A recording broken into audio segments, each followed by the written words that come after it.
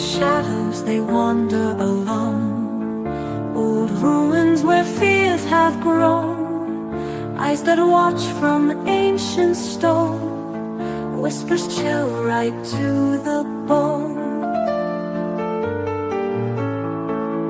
Gothic castles rise in the night, ghostly figures glide out of sight, wolf howling under pale moonlight, darkness creeps and grabs too tight.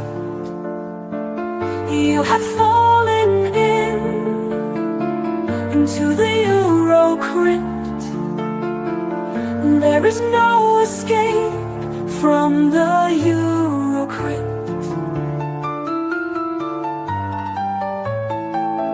Fog curling through cobblestone streets, footsteps echoing heartbeats, vampires hunt their nightly feast, lurking monsters are released. Silent scream in a sepia dream, melancholy miles downstream. No one's safe, or so it seems. Worlds unravel at the seams. You have fallen into the EuroCrypt. There is no escape from the EuroCrypt.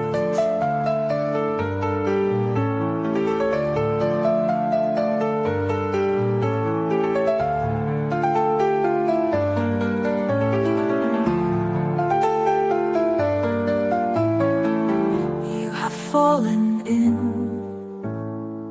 into the EuroCrypt. There is no escape from the EuroCrypt.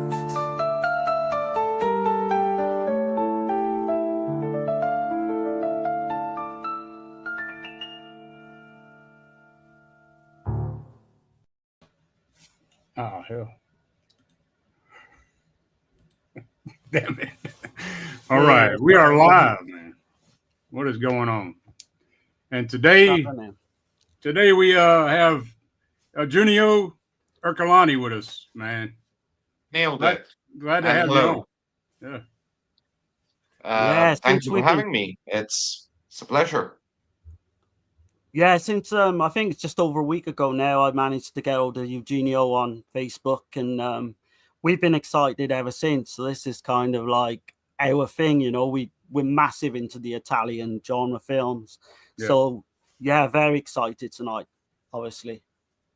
Yeah. Thank you. No, it's great to be here. Yeah. How do we want to get things rolling? Well, I was gonna. What did you have in mind? I was gonna let people know, if they don't know who you are. I mean, you're a big reason why we're getting all these great releases, like a lot of these featurettes, and I mean, film scholar, historian, director, producer, writer. I mean, here's one of your books right here, Darkening the Italian Screen 2. Yeah, there's the first one. Yeah, and anybody interested, I have both of those in the description. So here they are. Yeah. Right here. Yeah. Amazing. Yeah, there you go. Thank you.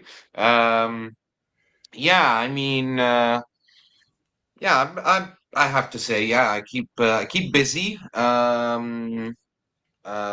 mean, partially because obviously I enjoy my line of work, and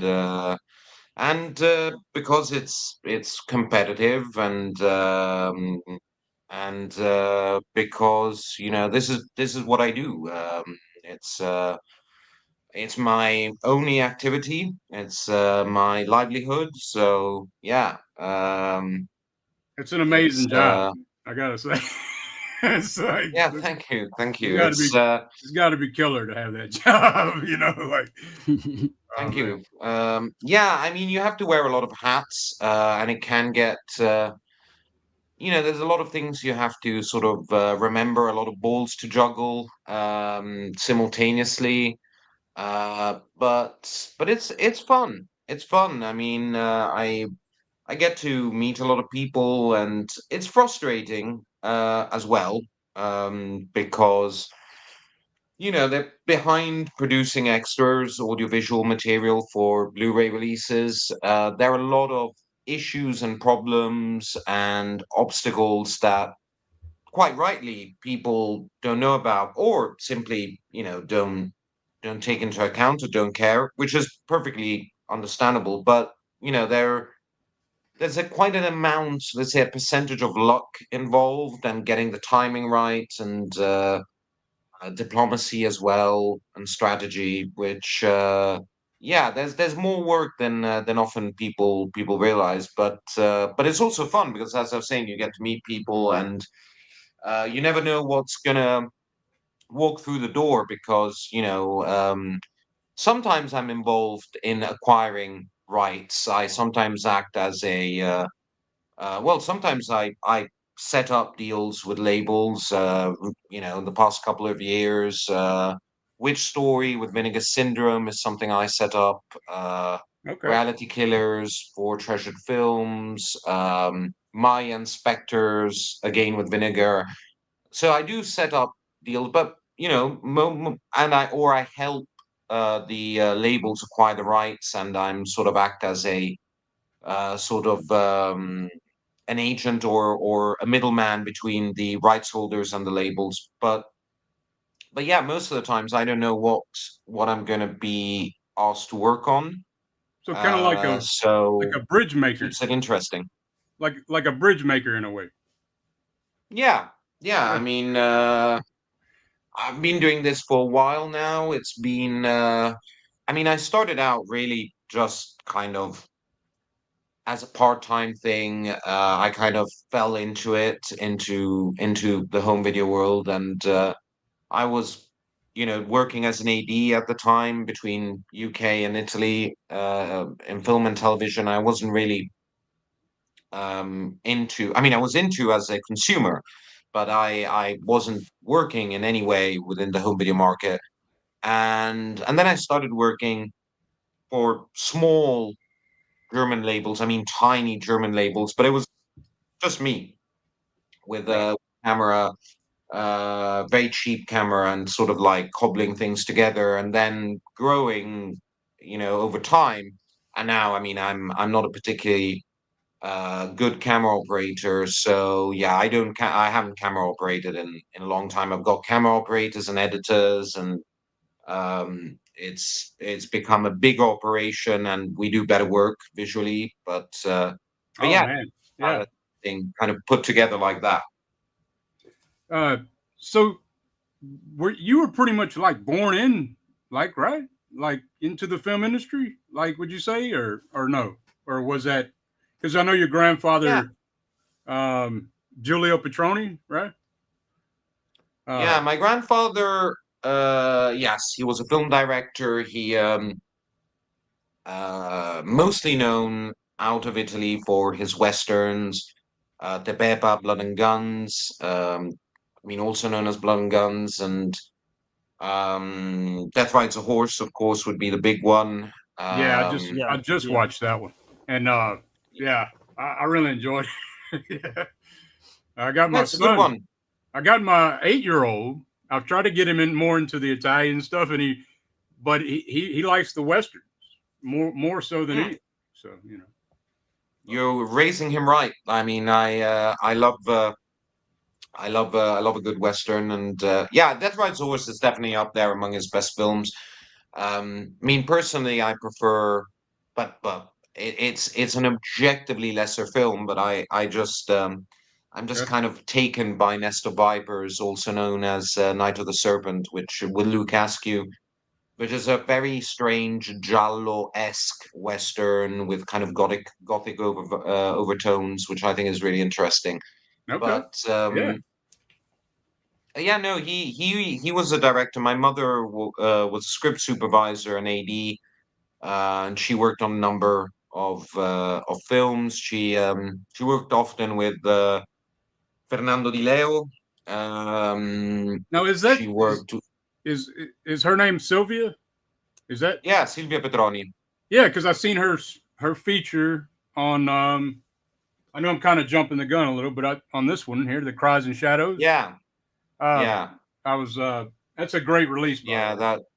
The work you Oh, did on thank that you. one. Yeah, that. Yeah, my mother used to work in films. She did.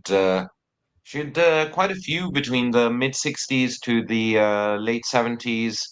Um, yeah, I mean, it didn't really help. I mean, if if my grandfather and mother had been, I don't know, had a bakery or or candlestick makers, it would have been the same thing because by the time I was trying to get into the industry, they had uh, they had left uh, said industry decades prior. So it didn't really do me any good. Also, my I had a let's say a controversial relationship with my grandfather. I mean, everybody did. So that was also an issue. But yeah, so I was you could say I was born and within that world, but I it didn't really help me. I wish it had. I mean, it would have made life a lot easier. But no, I had to kind of start from scratch. Okay. And yeah, I started out as an AD. Well, I mean, as a volunteer assistant. Then I went to the London Film Academy, and then started working on short films as a second AD, and then blah blah blah, and all that stuff there. And I did that for about um, 12 years, something along those lines. And after that, but in the meantime, I was writing. I was writing for a few magazines, Nocturno Cinema, which is quite a big was now it's pretty much dead or dying. But when I started out, it was kind of like I guess Italy's Fangoria. It was a specialized in Italian genre cinema, and it was a cult publication and was doing really well.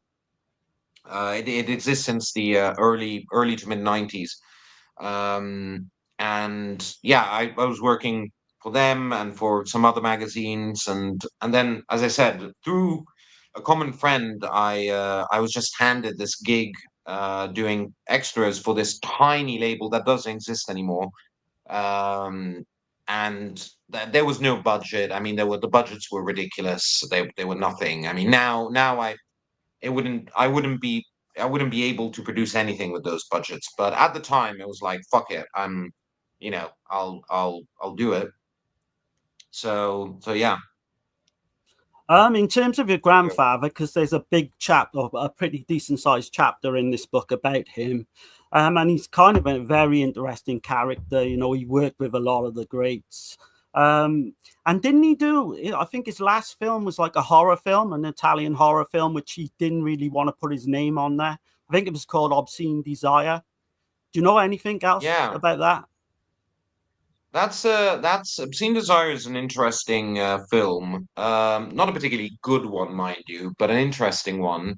Um, I mean, apart from the fact that it has this kind of a reunion of relics and sort of fading actors: Luke Castell, Chris Abram, Marisa Mel, Victor Israel. Like Oh, it started out the sort of in the sort of production history of this film is quite complicated.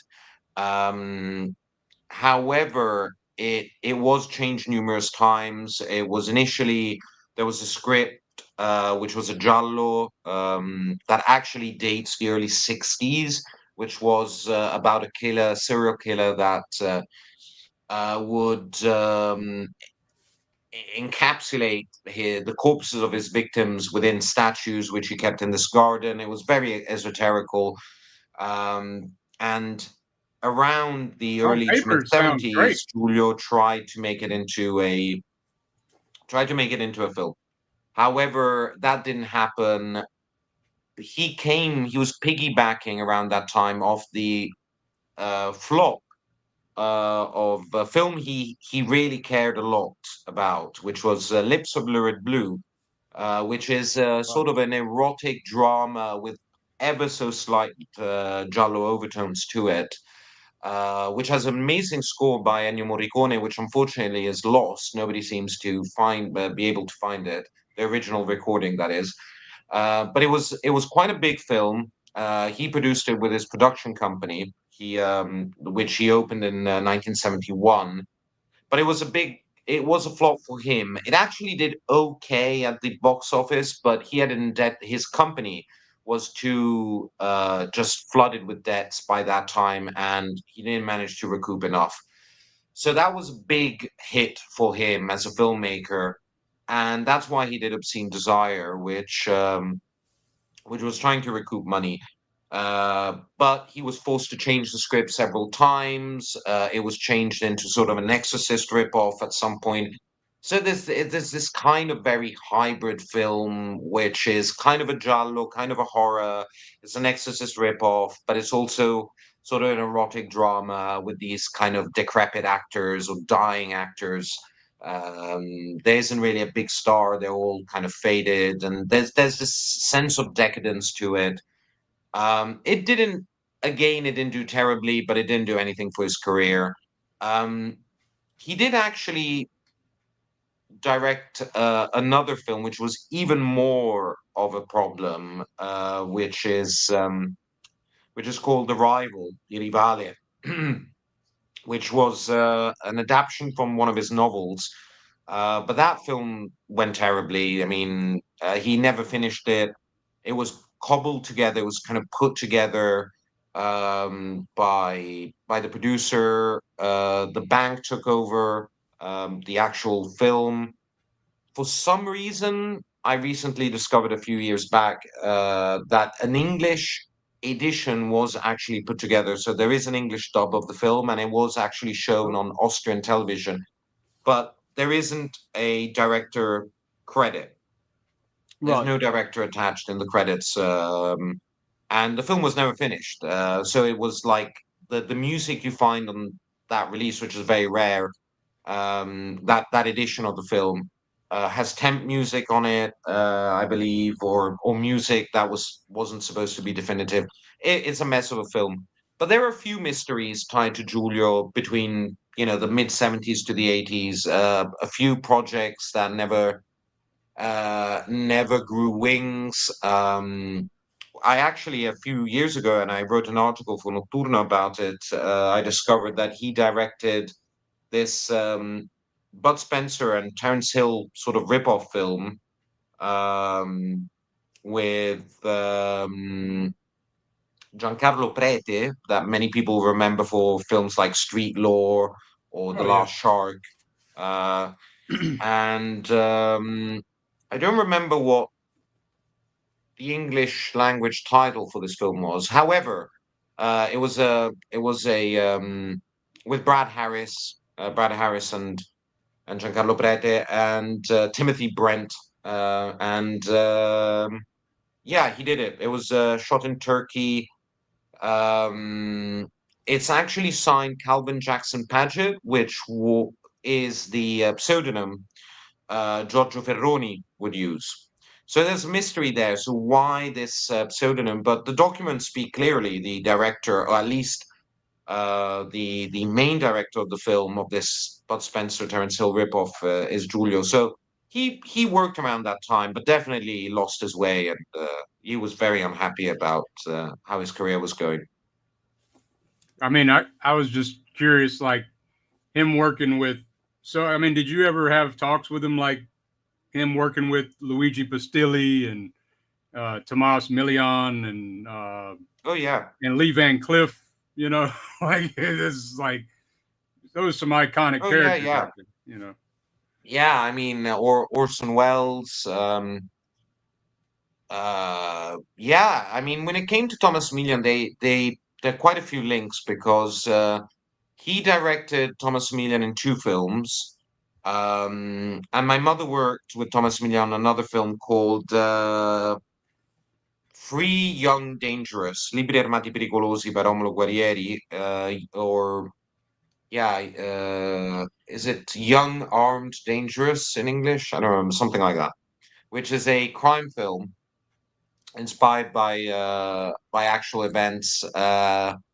And so yeah, no, both my I met Thomas Millian myself. I never officially interviewed him, but Awesome. uh, I think Yeah. the year or 2 years before he passed, he came to Rome. He came back to Rome from Miami, and I had an opportunity to pass a couple of hours with him. No, he was.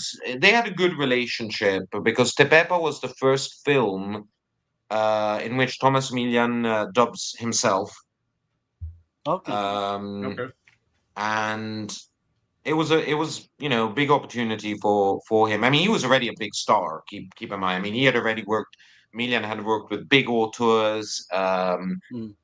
As a leading man, he had already done a few westerns. I mean, he was a big star, but it was a big opportunity in the sense that it was a big budget film. He was working with Orson Welles. He got the opportunity of dubbing himself, so he was definitely like has a special place or had a special place in his heart for that film. Um, I mean, Giulio did talk about having difficulties with him because keep in mind Thomas Millian was histrionic, um, narcissistic tendencies, very intelligent man, but trauma fueled. I mean, he witnessed suicide of his father. He fled Cuba. Subsequently, he before making it as an actor, he was working as a male prostitute, as a gigolo. Oh God, I didn't Um, know that. I didn't know that either. Oh shit. Yeah. Yeah. Okay. yeah, yeah. I mean, he was. He later on became open about um, his queerness. He was bisexual. Okay. Very insecure about how he was perceived. I mean, he considered himself ugly. He had this hatred for other canonically handsome leading men. He famously disliked Franco Nero. He famously disliked Luke Miranda or Okay. um, Imagine Sorrel, huh? Gene Sorrel or something. Or Jean Sorel, yeah, he was had a lot of insecurities. Very very seductive. He would seduce anything that moved, and even on a sexual level, and did a lot of drugs. right. I Yeah. mean, Tepepa, he was doing a lot of drugs around that time. Um, so I mean, he wasn't a simple person to deal with, and he had the tendency of needing a director who kind of pulled him back a little bit. And I have to say, Giulio was part of a rare breed of of genre directors because Giulio Petroni was very careful with actors. You know, it's something that was usually left a little bit, on the side. Famously, Italian directors would concentrate more on the visuals, the cinematography, the camera work, the production design, and the actors were kind of left to fend for themselves. But Giulio, no, according to most actors I've interviewed, they said he was actually really attentive and would rehearse with the actors and all that. Um, so yeah, I actually think he got good performances for Thomas Millian, who was a brilliant actor. I mean, Thomas Millian is I mean, his performances speak for themselves. I mean, he was a really really talented actor. Yeah. I mean, Um, I put him like, it just me and Darren's talked about it before, where like he seems like he'd be in that same vein with like Al Pacino and Yeah. De Niro, like right up I there. agree. You know. I agree. I think he's on that level of talent. I mean, uh, and I mean, the guy has an immense career. I mean, I mean, just imagining this. He from New York actor studio. He starts working in theater, a little bit in television, becomes a auteur sort of art house baby. I mean, in Italy, works with Bolognini, with Brusati, with Pasolini, with Visconti. I mean, he works with. He becomes a big genre star in high end, big budgeted westerns. passes to crime. But in all this, he's still working occasionally for American films. He's working in France. He works with the likes of Claude Chabrol.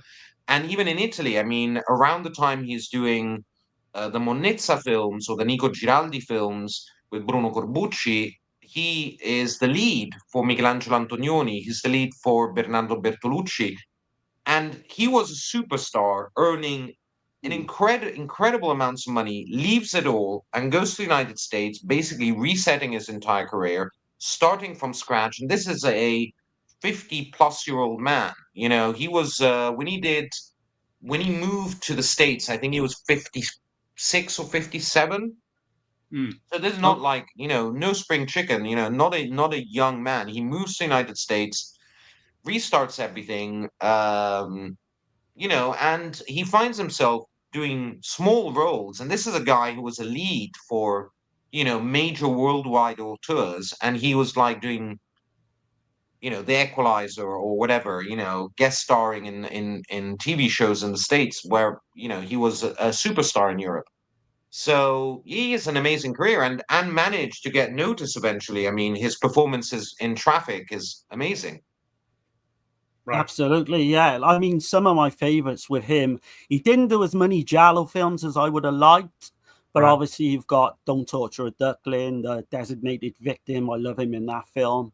And yeah, in terms of like, there's a funny story in the book actually with what was his relationship like with Orson Welles? Because I know Orson Welles called him the Tiny Cuban, which is kind of Yeah, the funny when I Tiny was reading. Cuban.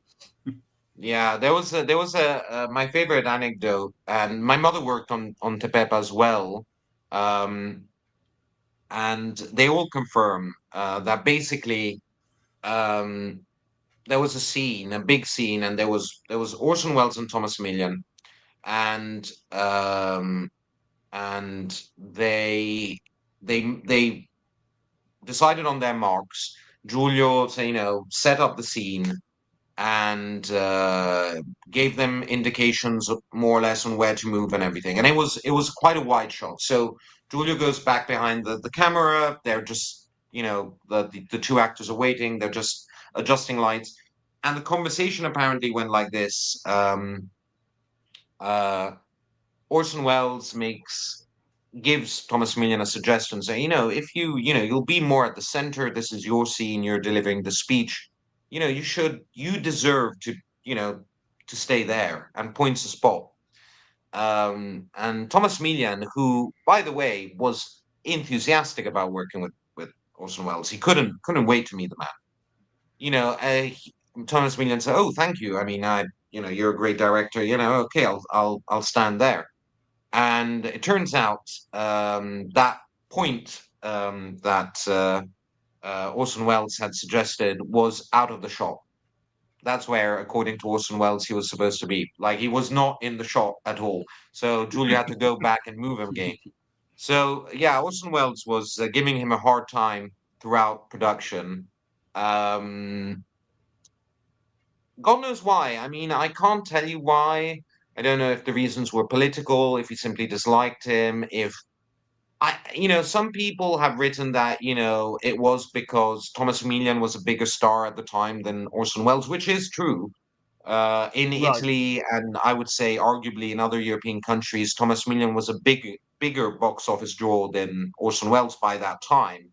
I mean, obviously Orson Welles was a giant, but Yeah. the times of The Magnificent Ambersons and Touch of Evil and Citizen Kane, those times were over. But I don't think that's the case. I don't think that's the reason. I don't know why.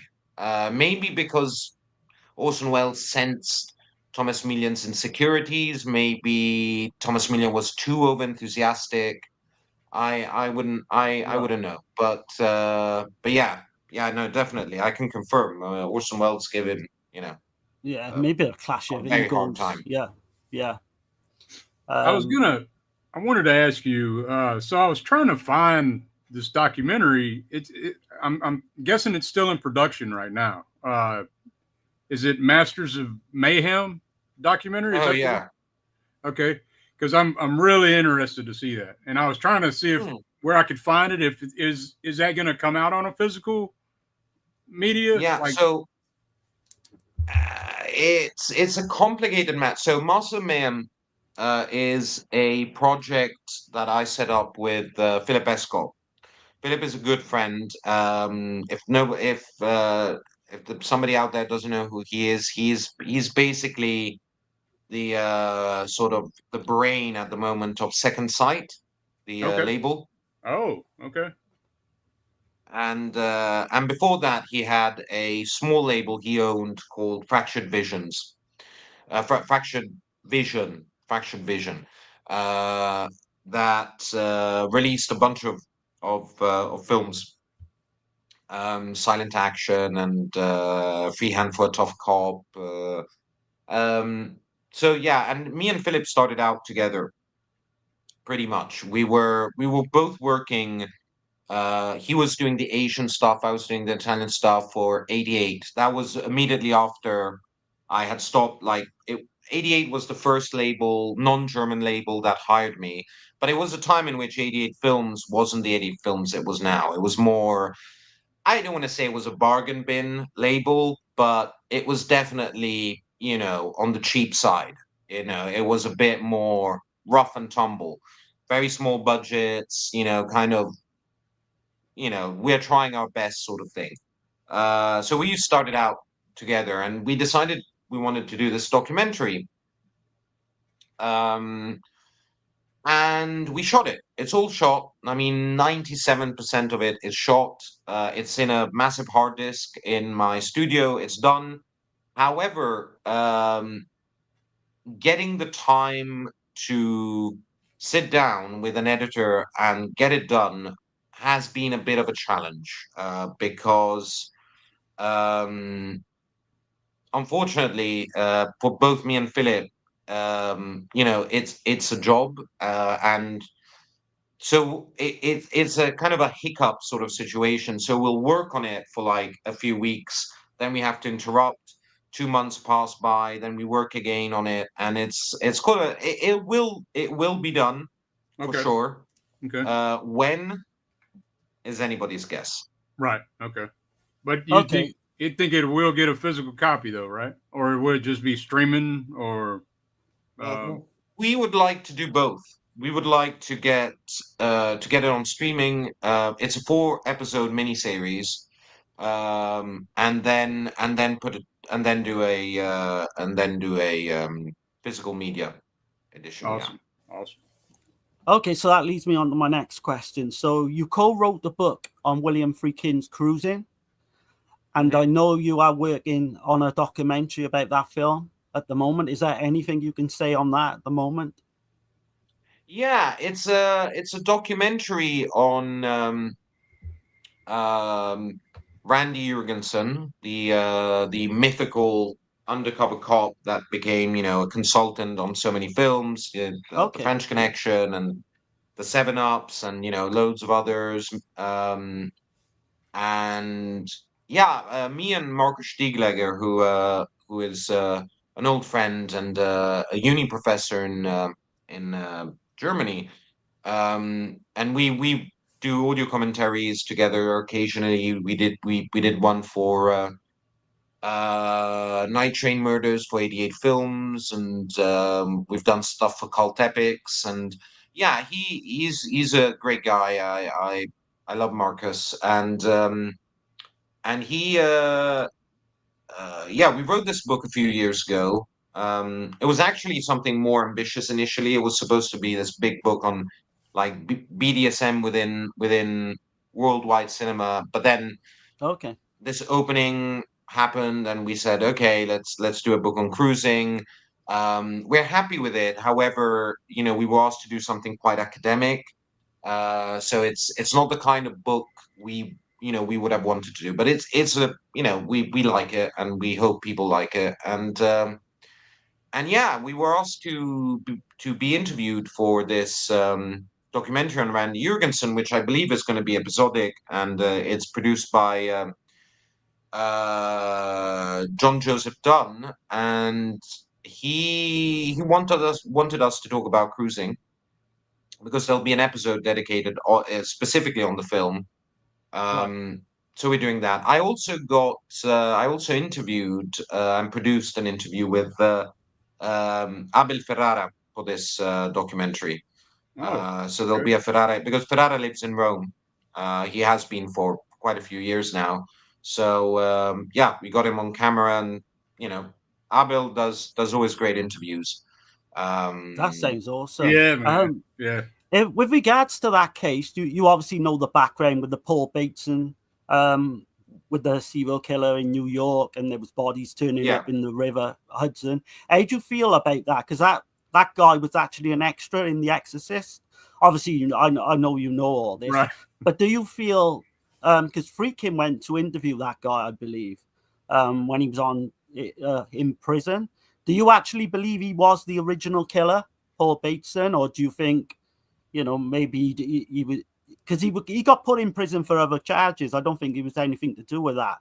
And so no, no. the killer really was never known. But how do you feel? Yeah, do you feel Uh, he was the original killer? I don't know. I mean, it makes for a fascinating theory for sure. Right, Um, I don't know. I mean, Friedkin liked to think he was the real killer. Definitely hinted at it more than once in interviews. Personally, I don't know. We discuss it. I mean, I believe that chapter in which the case is mentioned, I believe that's Marcus's chapter, one of Marcus's chapters. But we do talk okay, about it obviously in the book. I don't know. I don't know. We don't jump to conclusions within our text, but it's definitely a possibility. I mean, what makes cruising fascinating to me, at least, is it's more the anthropological attitude it has towards the world it describes, and what it is saying sometimes on a subconscious level, what Friedkin is saying on a subconscious level about the gay New York gay scene of that time and the way it functioned, that specific milieu, I think is interesting, and also the idea of this kind of wandering demon, because right, yes, it's a crime film, and it's undoubtedly a crime film, but at the same time, there's this element of kind of psychoanalytic, supernatural, paranormal, element to it. Um, where the killer changes faces, changes voices. There's a whole sound design place to confuse the audience.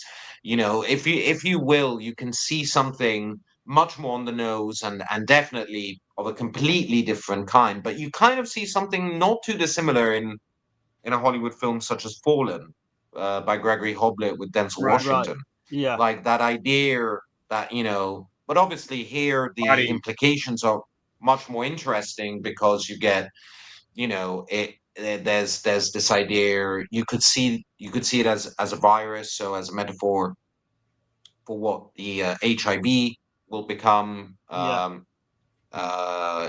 There's a strong social political commentary on the police. It's a fascinating film. I mean, the nearly the crime element of it nearly is secondary, or at least kind of bumps into the background compared to what it's doing on a social political level. yeah. And you've got that ambiguous ending as well, which kind of divides a lot of people. Personally, I think it's Al Pacino's one of his best roles from what I've seen anyway. I've not seen everything he's done, but Cruising's a great film. Yeah, yeah, It's a with that great film. Giallo element as well. You see, It's I was it's an gonna. amazing film. And yeah, I mean, Friedkin even stated in recent interviews before passing, he mentioned that he would have gone with Richard Gere, yeah, yeah, who at the time was doing interesting stuff. I mean, he was obviously a much smaller actor than Al Pacino. He was also considerably younger. But he was definitely an actor trying to do interesting stuff. I mean, around that time, Gere does Yanks by John Schlesinger. He does um, Looking for Mr. Goodbar by Brooks. He does, before both of these films, he does. Days of Heaven by Terrence Malick. So he was definitely doing interesting stuff. However, it would have been a different film, and I think we would have lost a layer. I mean, it's a complete hypothesis. We don't know. It's complete conjecture, but it would have been an Alice in Wonderland structure, because you Right. would have had Mm. this cherub, this beautiful, innocent, nearly feminine face, such as very young, such as Richard Gere, being sort of corrupted, fascinated, pulled in by this world. Whereas the interesting thing about Al Pacino is that Al Pacino is already physically similar to the people he's looking for. Yeah. So with the dark hair and the dark skin, and also he's Al Pacino had been made in previous films to be quite good looking. I mean, the Godfather films, Serpico, even Dog Day Afternoon. Whereas here, there's something withered. The hair is all kind of all over the place, and he's very thin. There's I think we would have lost something. It's more fascinating to see, I think, an older character that kind of looks like the world he's inhabiting being seduced than the kind of beautiful young feminine sort of it would have been more of a cliche with Richard Gere. That's my impression. Yeah. Right. Speaking on that, I got to do this right quick. Y'all just hold on just a second. All right, here we go. Sicilian thing that's been going on for 2,000 years.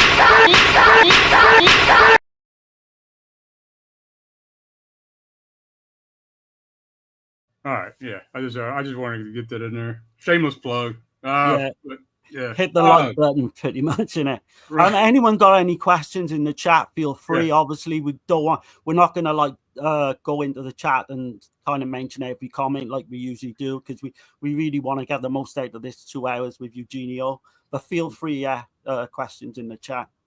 I was going to ask you the undertaking that this thing here took. I can imagine, I mean, you were a big part of this, right? I mean, Yeah, to get this that thing done, was that was a big release, man. We were waiting so long and kept hearing, I know they wanted to get everything right and everything perfect, but and I'm glad they did, because Cauldron Films likes to keep people on their toes. They I mean, I love the guys at Cauldron, Brian and Jesse. I mean, I deal more with Brian than I do Jesse, but I get along with both of them. It's Yeah, that was a big undertaking. I mean, that came at a time in which Cauldron was becoming more ambitious. They were definitely becoming more ambitious. They wanted to do more, and do bigger projects. It was more complex. I mean, Brivido Giallo, which is being released now, Brivido Giallo was much smoother, because in terms of budget and in terms of planning, yeah, here we go. It was a lot smoother. Um, the the Houses of Doom was definitely more of a challenge, in the sense that it was kind of stop and go. I do a bunch of stuff, then we had to wait a bit for them to have enough resources, and then we do more. So I like how it came out as far as the extras are concerned, but it's a little bit more scattered and a little less compact than Brivido Giallo. But yeah, no, that was a big undertaking for sure. yeah, we Right. Yeah. we did a full review. So anybody want to check that out, I can go to this. We went in depth with Flesh Wound Features Dan Shine on that one. Y'all did a great job, man. We went through everything. A lot of this stuff, man. When I watch one of these features, I watch everything on the disc. I listen to the commentary. We do everything. It's not just watch the movie. So much more to offer. And I'm the same. Right. Again, like, I'll bring up Bravado Giallo again. Can you mention some of the stuff that you did do on that? Are you on the audio commentaries? Can you mention some of the featurettes, maybe? So on that one, I was like in the case of House of Doom, I was the special features producer. So everything, I mean that with Cauldron, with Vinegar, and with 88 Films, pretty much. I mean, not every single time with Vinegar, but pretty much. I'm involved on some level with all the extras, even the ones I don't produce. I'm sourcing, even if it's archival. I'm helping to source the material or getting things together. So for Brivido Giallo, there are 4 featurettes with director-writer Lamberto Bava, 4 featurettes with production designer Massimo Antonello Gelling, 3 featurettes with special effects technician Roberto Ricci, 2 featurettes with cinematographer Gian Lorenzo Battaglia, 1 featurette with actor Carl Zinni, 1 featurette with actor David Brandon, 1 featurette with composer Simon Boswell, and an archival audio interview with actor George Hilton. And then there are 4 commentaries. I participated in 2. I did one with Troy Howarth. I did another with an Italian colleague, Nanni Cobretti. I commissioned another audio commentary to Rachel Nisbet. It does Okay. brilliant work. Awesome. Yeah. I hire Rachel as Yeah. many as I can because she really delivers. And Adrian Smith, um, together with Sam Deegan, did another. So yeah, and I wrote the booklet as well. Wow, that seems That's stacked. yeah, Yeah. that's a lot of hats, man. Like that's like what you said. A lot of hats you wear doing these things. Yeah, But there's a lot of heavy lifting, but no, it came out well. I think people will like it, will enjoy it. yeah, we definitely got it on the way. Of course, uh, a lot of the stuff I have to order for Darren and then ship to the UK for him. Like when it's coming from Cauldron or whatever. Yeah. But but on this one, man, like was it the Introducing the Devil featurette you did? Oh yeah, That's really solid, and the one with your mother. thank That's your you. mother, Sylvia Petroni. I just took a Yeah, guess, but yeah, that was great too, yeah, man. thank Yeah, you. Exorcist ripoff films, like What do you it's think of the film? it's it's got some good shots. Me and Darren actually covered the film. We We, enjoyed it. Yeah. yeah, Yeah. we covered it on the Dead End Drive-In, um, with and yeah, so it's got some really good, interesting shots. There's one shot in particular with the nun. I can't even really explain it. She's like by the bedside. It looks Yeah, great, man. Like but then there's other shots that don't. It feels Mm. like a disjointed film, but it's like different directors involved, right? Like, yeah. It was so, started by Franco Locascio right, and then finished by the producer Angelo Pannaccio. So yeah, yeah, it had 2 directors, 2 script supervisors, 2 DOPs. Um, um, yeah, the whole camera and lighting crew changed from one film to the other. So yeah, those extras. It's a kind of a weird thing because I did the extras for that. You won't believe this, but like 3 years ago. oh dang, Oh God. wow, Yeah. Yeah. yeah, Yeah, it yeah, took that long to get out. I mean, to be fair, I mean, the restoration for that film was that was a film that had never been properly released. Right. The original negative was in bad shape, so it needed a lot of work. But yeah, I did the extras years ago, maybe even more than 3. Maybe it's nearly closer to 4. However, I did the extra loads of time ago, and it's weird because I would have when it finally came out, I was like, I'm happy, but also I don't want to, I would have done the extras very differently now.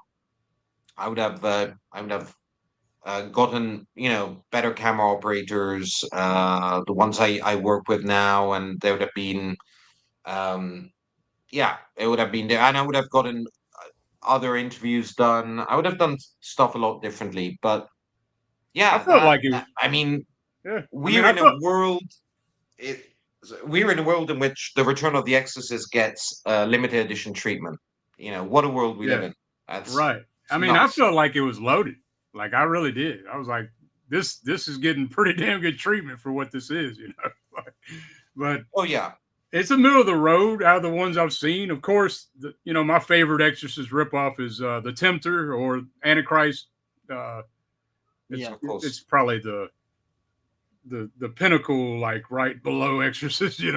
Beyond the I Doors, right agree. there. We just covered Cursed Medallion, I guess, or Night Child. Yeah. Mhm. I guess you could kind of put that in there. But yeah, this one's kind of like middle of the road for me though, as far as those films go. But no, it's a Well, great release. Like, yeah, Thank you. yes. In Thank terms of like talking of good releases and rip-off films, which I put this above the film it actually rips off, is the new 88 release of Night Train Murders. I was going to ask you about this. So there's a featurette on there, like talking about terror films. And a couple of weeks ago, I seeked out pretty much Last House on the Beach, which I really enjoyed. Terror Express, which I kind of went in. I didn't think I'd like it. Loved it. But on this release as well, there's an interview with Masha Morel.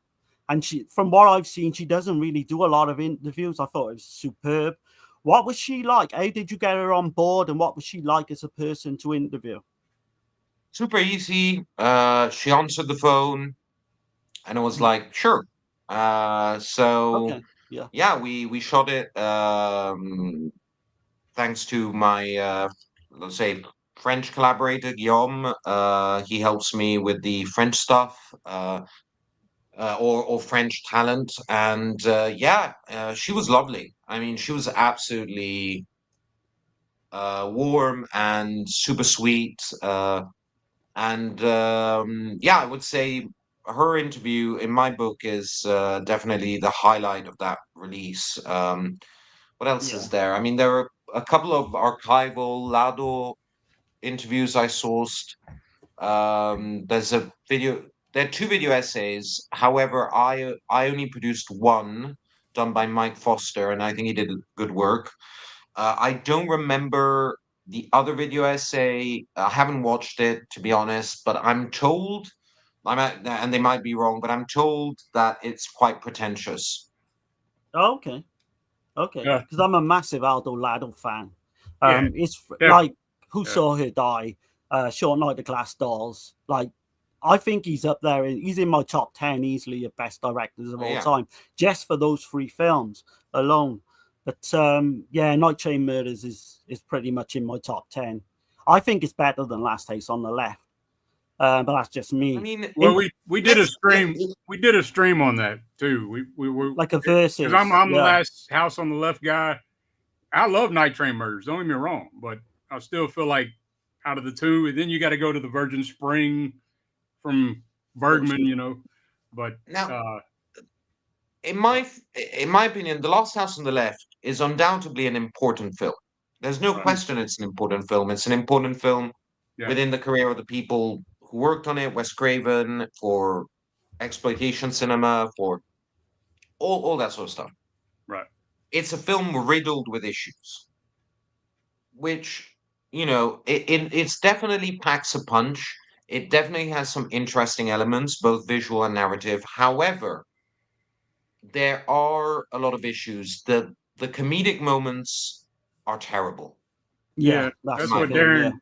Yeah. Darren. Yeah, That's what Darren. I think that's to lighten the audience, I guess, or whatever, make them calm down a little. But no, I get I mean, it. it just doesn't fit the film, does it? In any way, I I think they love could have Night taken Train them Murders, out. but it's we did do a versus stream and shit on that. So in regards I to the mean- ending of Night Train Murders, how do you feel about Masha Morel's character? Do you think she is the devil itself?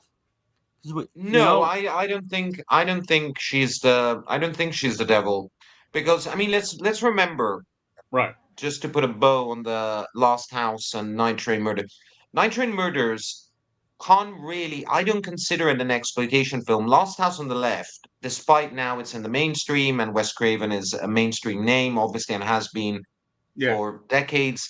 But Night Train Murder is not really exploitation. This, first of all, with the budget of Night Train Murders, you could direct 5 Last House on the Lefts. I mean, the Night Train Murders had above the line talent which cost a lot of money. Ennio Morricone, Enrico Maria Salerno, Gabor Pogani, the DOP. That was a very good DOP, very sought after DOP.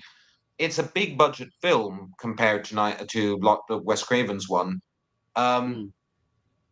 And it's made by a director that had been, and you can tell that had been in the business for a long time, because despite it's among his first films, Lado had been an AD, he'd been a writer for many years, for films. I mean, he had been working for like 10 years, more in fact, nearly 12 prior to Night Train Murders. And you can tell. I don't think going to your question, I don't think it's she's the devil, because Aldo Lado was a outspoken atheist who was very terrain. Like it was very social political to him. He was a very politically active person. I think what he was doing was, in a heightened, even if you will, hyperbolic way, was commenting Italian society at the time. You can look at every character from that film, maybe the two thugs, maybe Macho Maril's character, maybe Enrico Maria Salerno, and more importantly, Franco Fabrizi, the kind of the voyeur that gets Yeah. kind of involved in the brutality, and then is ashamed and runs away, and then calls the police once he's at the train station. All these characters are vignettes of very specific kind of uh, substrates of Italian society around the 70s. So I see her as sort of the diabolical, evil yeah, personification of Mm. a certain kind of bourgeois. right. I don't see paranormal elements within the film. Like Okay. she created something, like, because I don't think those guys would have done all that what they did, like, and then she just kind of just steps back, and like don't get any of the blame. So like, Yeah, but yeah. yeah, The ending to that is superb with the veil, when she puts the veil back over her right, head. yeah, Oh, it's so Well, yeah, iconic. because she reestablishes her order within society. It's like, you know, yeah, I've had my fun, and now I can go back into, the bourgeois, well-meaning bourgeois milieu I'm part of. So yeah. right. As far as like upcoming releases, Seven Deaths in a Cat's Eye. I'm really excited for that one, man. Like, I really am. And you're gonna have something to do with the Danza Macabre, Volume 4, right? Is No, that no, I'm not involved in that. no? Oh shit.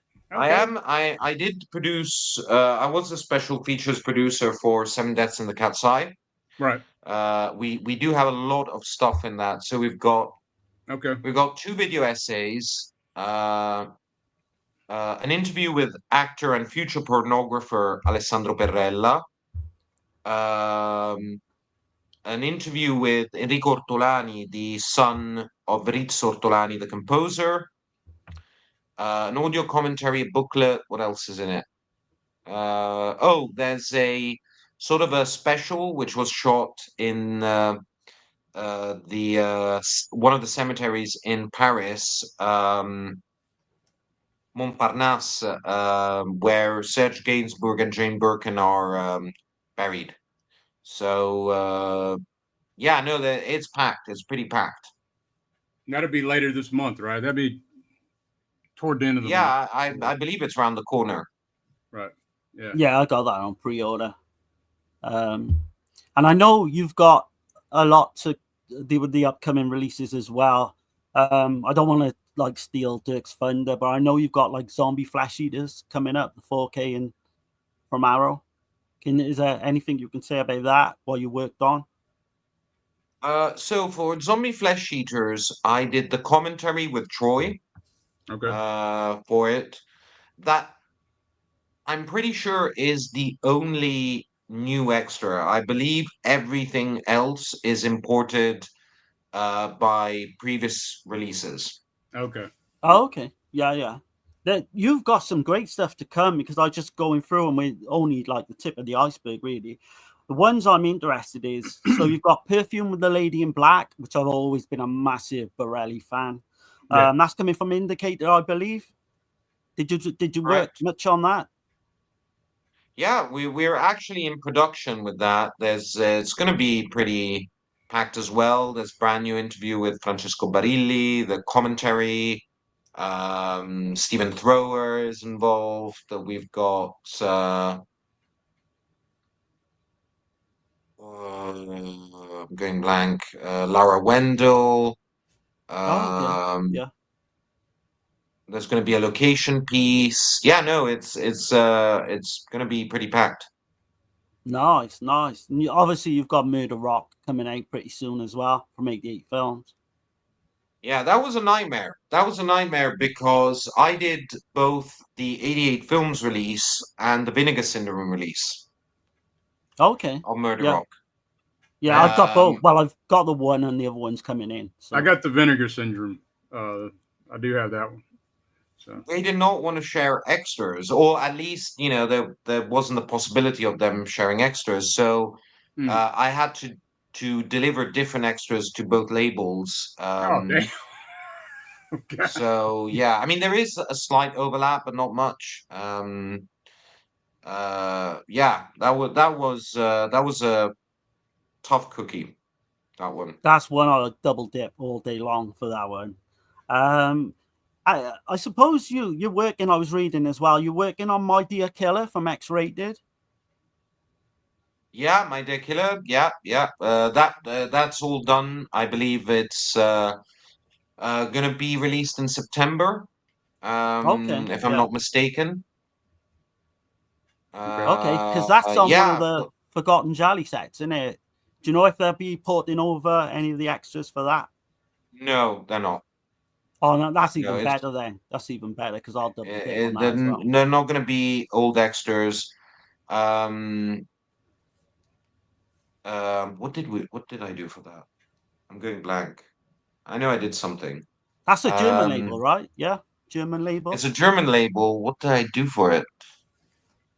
I'm going completely blank. Oh yeah, It's there's an understandable, interview with man. I know you got tons of stuff you're doing. Like, yeah, because sometimes a yeah. lot of time passes between Mm. when you do the extra, you produce the extra, and when the film is the edition actually is released. I mean, unfortunately, I can't tell you what it is, but I'm just so there are a number of box sets that are going to be released, hopefully sometime this year. And I did loads of extras for those 3 years ago. Okay. No. Yeah. 2 years ago. 2 years ago, I did loads of extras for these box sets. Haven't been announced. We're still Right. waiting for them to hit. So yeah, sometimes a lot of time passes and I just forget.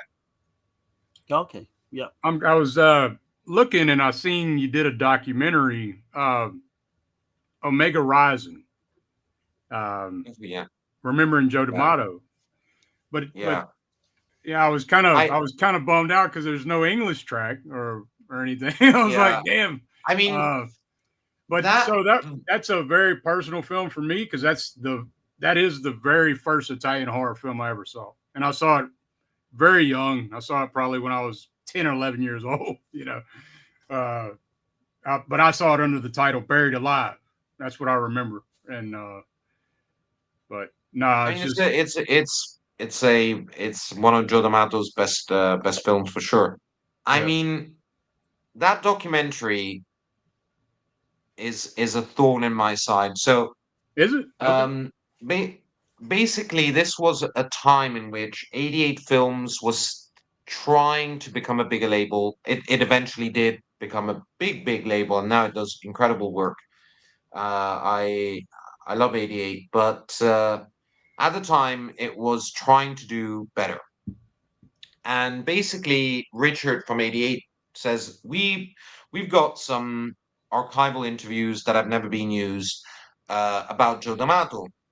Um, and can you shoot more interviews and can you put together a documentary? Because we want to put it in the Buio Mega release. So I was like, okay, cool, I can do that.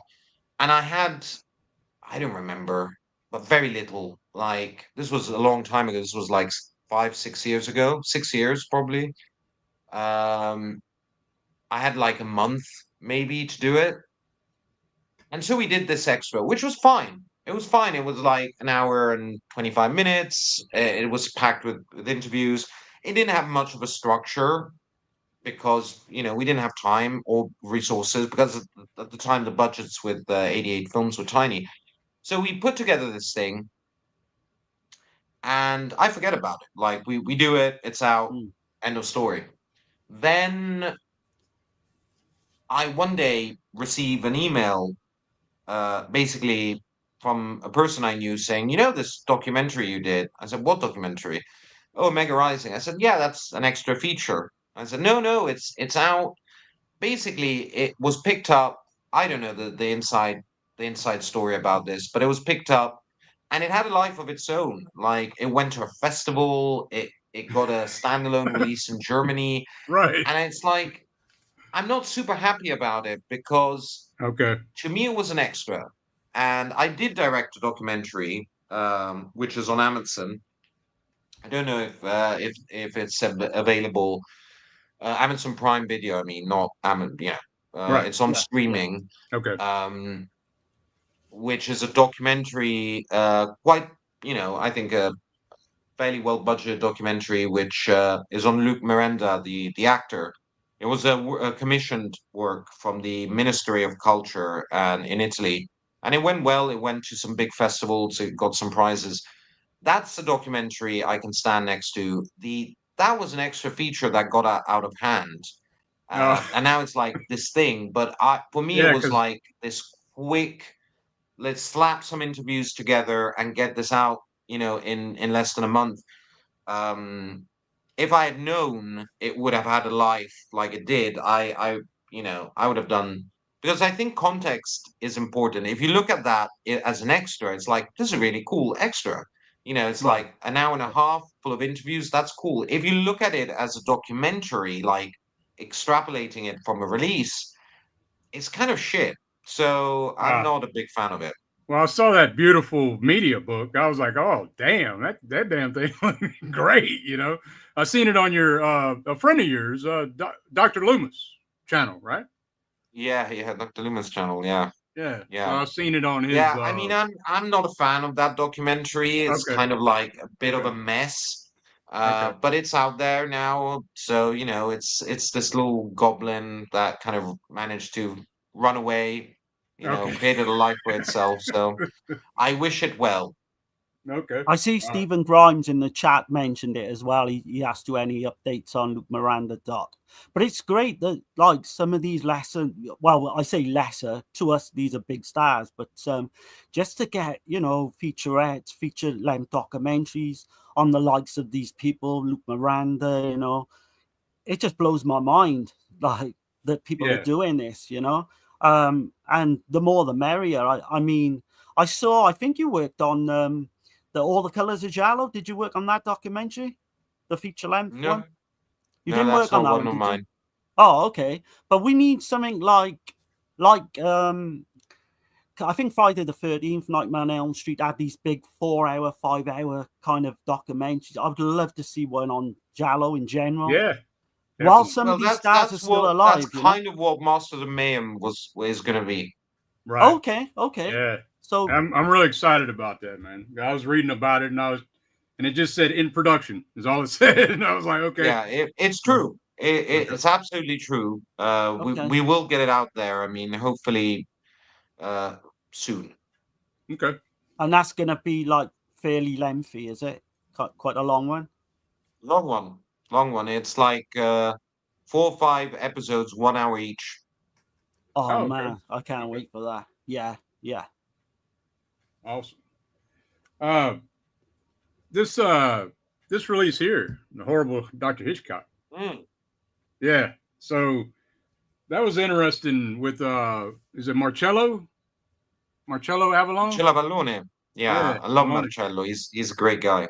Man, that was great. Like the way he's explaining life and death in the cemetery, and I'm just like just geeking out on that stuff, like saying. And then he goes into Freda really believed in ghosts, and it's very interesting. I Yeah. was I No, really Marcello's great. I love Marcello. He's I was so happy that we managed to get the Spectres and Maya double disc edition out with his 2 horror films with Vinegar Syndrome released. That was great. I love that.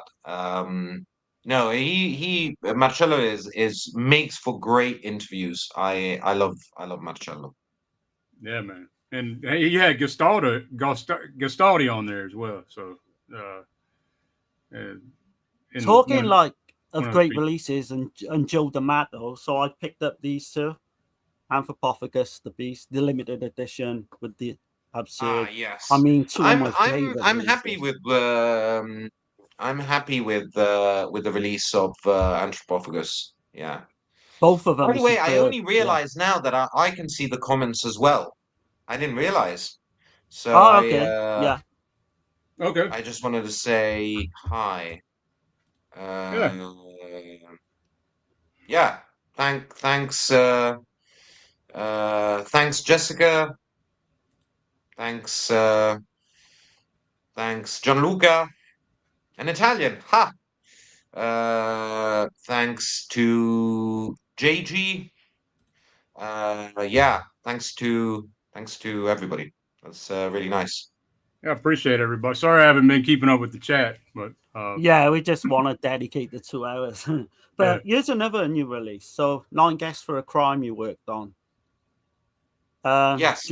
Is there anything you want to mention about what you did on that? So 9 Guests, I'm happy with that one. 9 Guests has an interview with the leading actor well, one of the leading actors, Massimo Foschi. It has an interview with the production designers, Giovanni Licheri and Aida Cappellini. It has an interview with the cinematographer Sergio Rubini. Then we sourced a old archival interview with Foschi. There's an audio commentary with Nathaniel Thompson and Troy Howarth.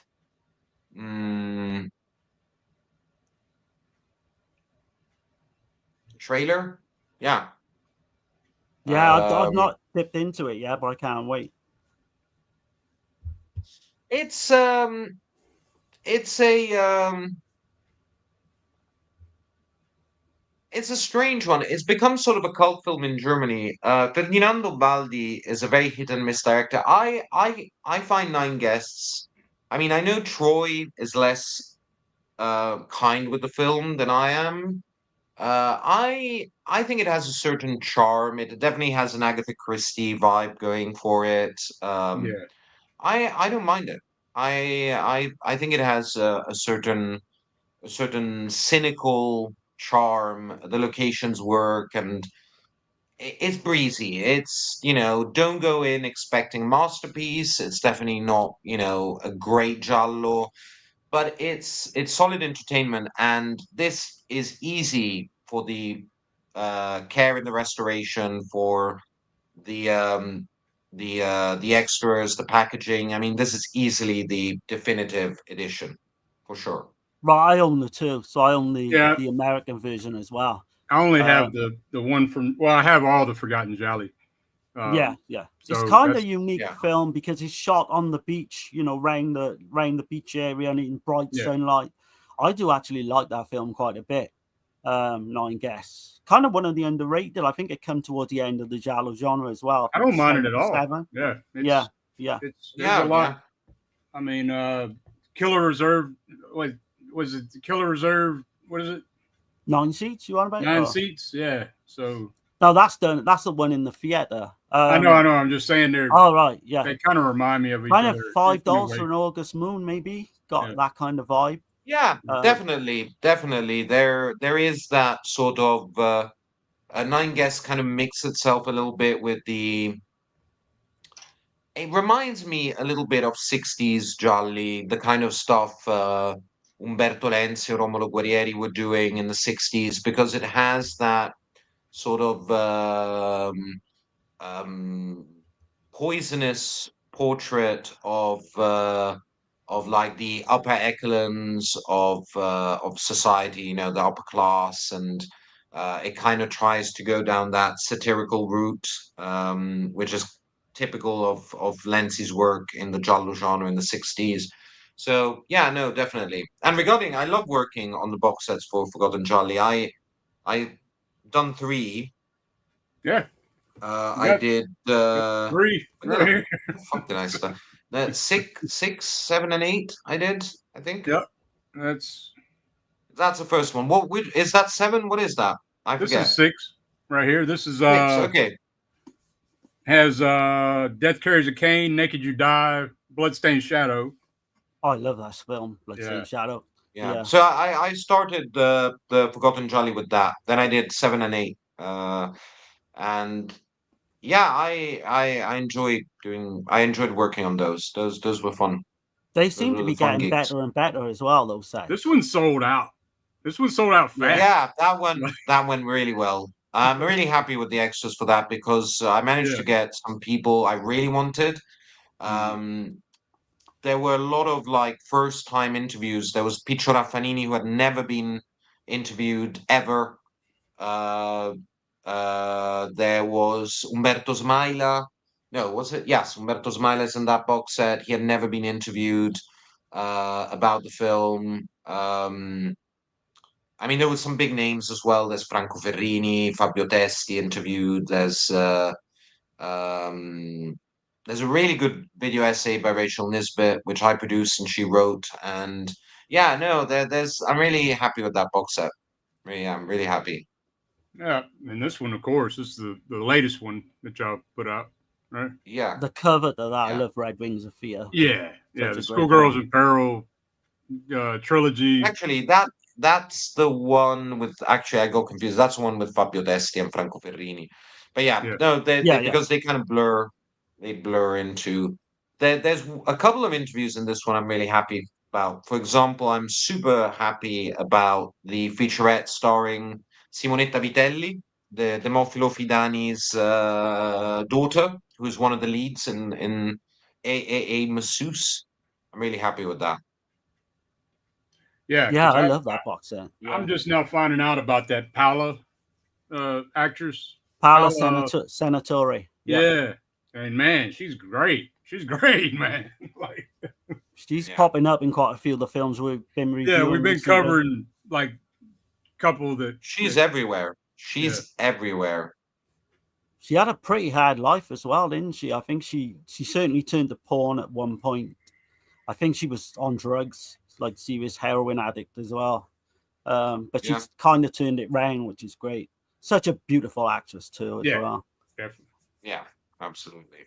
No, she was. But She was. yeah. She was interesting. I mean, she ended up. Yeah, I mean, she's very much with us. Unfortunately, she doesn't do interviews. She doesn't want to talk about her career, which is a Right. shame. But she's with us. She went through a tough period. She was arrested for drug use, and she ended up in a very brief but intense period in porn. Yeah. So yeah, no, she went through the ringer. Now, so I know you would know more more so than we would. Like as far as my knowledge goes, the very first Italian horror film was I Vampiri, right? Or is there something before that? Yeah, so there's it's yeah, I mean the Vampiri is definitely the first major horror film. I mean we can find elements of horror but prior to that, even going back to the silent era. I mean big silent epics of a mythological nature had horror elements or fantasy elements to them. But yeah, I mean, we could consider Vampiri the purest form, although I don't know. Let's say yes, it's definitely a significant watershed. Right. Right, that leads me into my next question. So, a lot of people say that Mario Bava started the giallo genre, Mhm. but I was looking back, and there's certainly a film I saw recently called El Risotto, Lipstick, I think it's called, the Diamano's film. Are there any more like older films than 1960 that kind of influenced the giallo film in general? Yeah, I mean, so regarding the whole big debate about Jolly, because it's something we could talk for hours about. Right. Um, what constitutes a giallo? Um, you know, I mean, arguably, you could look at films that are not gialli as also a source of inspiration because the giallo in the 60s is very much tied to what was happening in Italy with the so-called economic miracle or economic boom. They reflected, if you look at the structure of most of 1960s gialli, they're about tourism, somebody coming in from a foreign country or somebody moving out from Italy. It's always about like a foreign element within a very specific like context, geographical and social context. It's about money, it's about wealth, because keep in mind, like Italy by the 60s was one of Europe's richest countries. You know, richer than countries maybe people would be surprised. Richer than the UK, for example. It was going through a massive economic boom, industrialization and tourism, and I mean the cinema reflected this. So a lot about what made Giallo was about what was happening in Italy, wealth, scandals, sort of glamour world. This changed in the 70s, but in the 60s, the kind of jet set life, wealth, and people and the greed that comes with that. So, if you wanted to do a sort of a historical analysis of Jolly prior to Mario Bava's film, you could look at certain comedies, at certain dramas, at like how film were absorbing the socioeconomic changes within the country. There are um, some films prior to Baba's entrance within the Giallo genre that you could kind of see like a film, let's say a pre-Giallo film that has Giallo elements is The Embalmer, Oh, okay. uh, Yeah. which which is called Il Mostro di Venezia. That's definitely has some Giallo elements. Another important film that sort of informs both gialli in a way, but then also crime films, which is a masterpiece. It's actually absolutely gorgeous film. It's a great film called Un maledetto imbroglio by Pietro Germi. It was released by um, Radiant Okay. some time back. I don't remember. Right. Is that So called Radiance. The Facts of Okay. Murder? Is that the same one? Yes. Yeah, Okay. I've got that released. Yeah, yeah. Okay. Okay. 59, I believe So that was. Yeah. Nice. Nice. Yeah. I always want recommendations. Like, I it's a always great want. film. Okay. I think Great there's film. another one as well, and they're Avventuari, I think from 61. I'm probably butchering the name. Is it L'Avventura. Yeah. L'Avventura, I mean, if we're talking about the same film, Yeah, I think that's how you um, pronounce it. yeah, L'Avventura doesn't really have. I mean, unless we get very creative, doesn't really have giallo elements. It's a drama with Monica Vitti by Antonioni. However, Okay, yeah. this is makes for a good point, which is what does constitute a giallo, which I was asking before, because as most people know, giallo in Italian just means a mystery. Right. That's all it means. So Mm. we use the term in Italian giallo for Agatha Christie, Dashiell Hammett, Raymond Chandler novels. Anything that has a mystery. It doesn't necessarily have to be a gruesome murder. It can be anything. Okay. That said, there's definitely the awareness of what a giallo all'italiana, that's how we call it, giallo all'italiana, is what you guys call a giallo. However, there are a lot of films that, and generally, like a lot of unawareness when it comes to certain directors tackling genres or subgenres or undercurrents. Like they just did the film they wanted to do, following maybe some indications from the producer or the distributor saying, okay, we want, a bunch of murders, or in the case of, say, a Rape and Revenge, as long as it has a rape in it, and then, somebody takes some sort of revenge because of it, they were given these things and they did the film they wanted to do, basically, or wrote the script they wanted to write, but without really the awareness or the interest of like making it fit a certain narrative, hence a certain subgenre.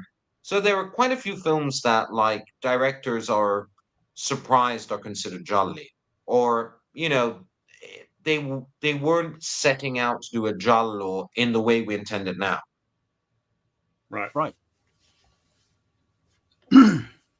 So, like, as far as new films, like that have, is there anything that you would recommend that you would consider that definitely needs a look, as far as that you would consider a giallo, like a modern day giallo? Is there anything that sticks out to you that we might not know about? Recent, we're talking about recent films. Yes, yes, very recent. Like I know that we just did some like homage. We did cover some homage giallo films. Was it the Barbarian color? Sound Studio was one. Yeah. Yeah, yeah, All the Color of Your Body's Tears that's was it. another. That's the one. Last Yeah, and Matinee. right, and another one. Yeah, I want to get Eugenio's thoughts on is the Neon Demon. Did you see that? Yes, I did see that. Did you I like it? mean, no, God, no. Oh, okay. Okay, I thought you No, might not like that one. no, no. I found it very, very pretentious. okay, Very,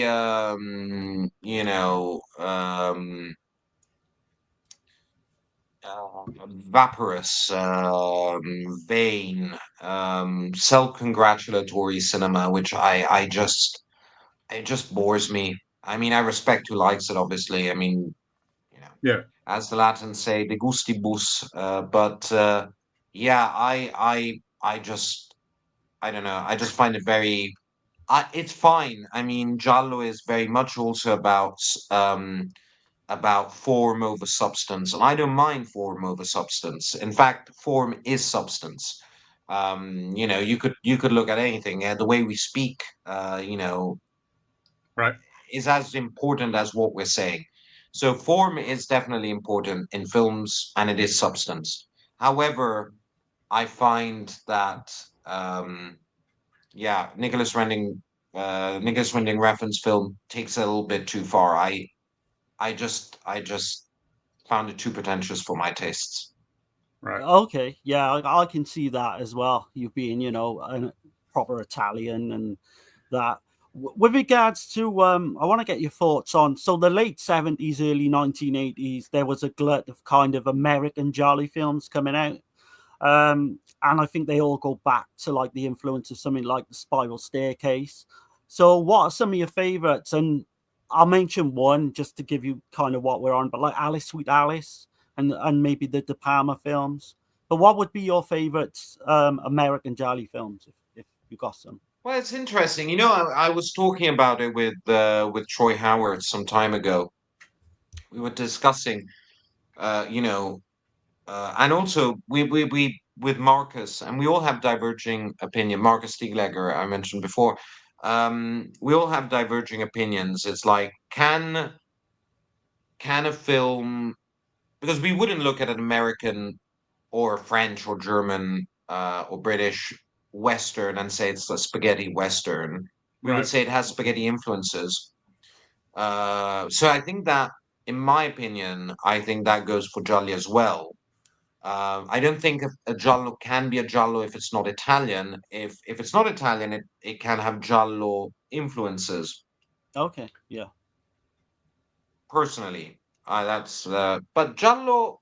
Let's say modern gialli.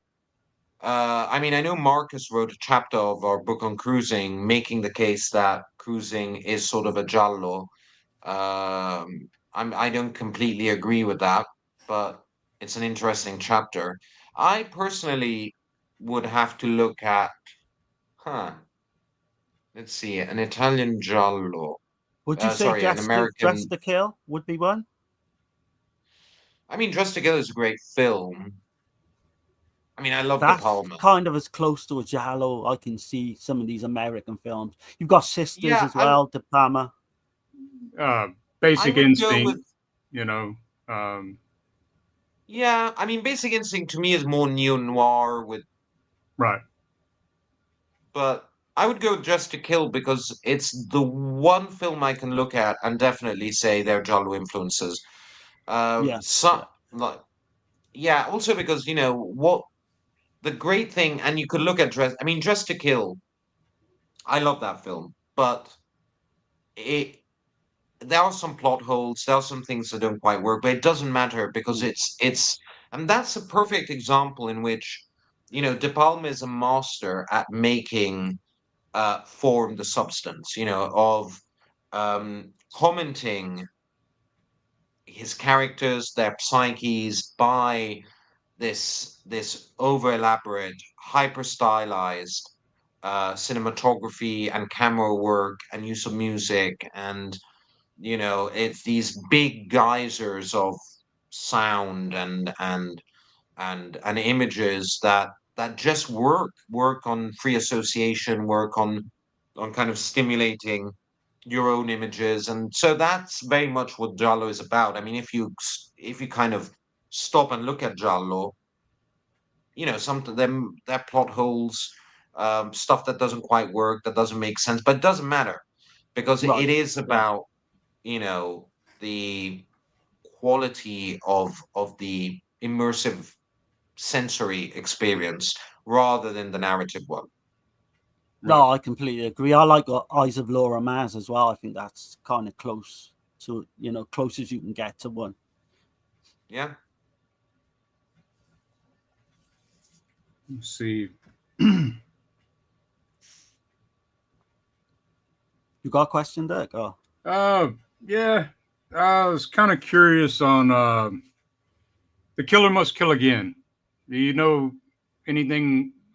Is that getting? Do you know anything about that, or Are you referring to the fact that it's getting a release in Italy? right? yeah, Do we you know did that? see. Yeah, but Okay. do Okay. you know anything Yeah. else about it, or will we be getting will it be English friendly? I don't think it will be English friendly. I doubt it. Now, Okay. Ross Blade, I don't remember what the fuck it is called, but the label has a history of doing dodgy work. I mean, they released what was it? Was it Nothing Underneath? I think it was Okay, Nothing yeah. Underneath some time ago, and the master was absolute shit. Mm, Uh, it was terrible. So yeah, I mean, we have to wait and see how it is. I have nothing to do with that. I don't work. I mean, besides a couple of things here and there, I don't really work for Italian labels. the home video market in Italy is pretty much dead. Has been dead for a long time. But yeah, we'll wait and see. I wouldn't. I mean, the only positive thing is that if they're releasing it, that means there's a semi-decent master out there. Like, so that gives me hope that somebody might pick it up and do a probably a better restoration than Blade. Right. Uh, and the big one that everybody's still wondering about is, the house with the laughing window. Like that's the one everybody's on about. Are there any that you can think of that deserve a proper release? That maybe we don't know about. Yeah, there are a few. There are a You'll Die few. at Midnight was one. Have you heard of that Sorry? one? Lamberto Bava's You'll Die at Midnight, aka Midnight Ripper. Yeah, Do you know yeah, why Midnight that Killer, hasn't had a... I've got like an old Italian release of that, and I've always wondered why that haven't come out on Blu-ray. I mean, it could be the elements. no idea. Yeah, because it's such a I wouldn't fun think film. so. I wouldn't think it's an element problem. Okay. It might be a rights holder problem. I don't know. Who could own that? I think it's Variety, but I'm not too sure. But no, it's that is missing. Well, we mentioned the embalmers missing. There are a number of obscure gialli from the 70s. Well, more or less obscure gialli. Um, the bloodsucker leads the dance. Yeah. Which is a very bizarre giallo. That's a rough version I saw of that one, so it definitely needs some cleaning up. Yeah, there's quite that a few. needs a proper release. Love on the Edge of a Razor, I think, was one I watched. There's some like Student Connection as well. I watched fairly recently. I don't think there's a proper, release of them. In terms of what Dirk said though about the house with the laughing windows, it's kind of weird because that got released in France fairly recently. We've heard that Arrow's supposed to be bringing it out, but then it's just gone dead. No one seems to know. Do you know yourself? I can't say anything. You can't divulge. I understand. But I can tell you that it's only a question of being patient. Okay. Well, we'll take that. Take that on board. Definitely. Avati as well is such a great director. I want to see all his stuff come out. Right. Which I'm a massive fan, right, of all these like 90s gialli. So I've got a few here, like the likes of Mozart is a Murderer, Squilio, The Girl from Cortina, and I just love that wry TV kind of look and feel. Do you think we'll be getting these at some point on Blu-ray? Yeah, 100%. Like it will happen. I was going to say Martino's film is that one. I think Smile of the Fox is another I like as well a lot.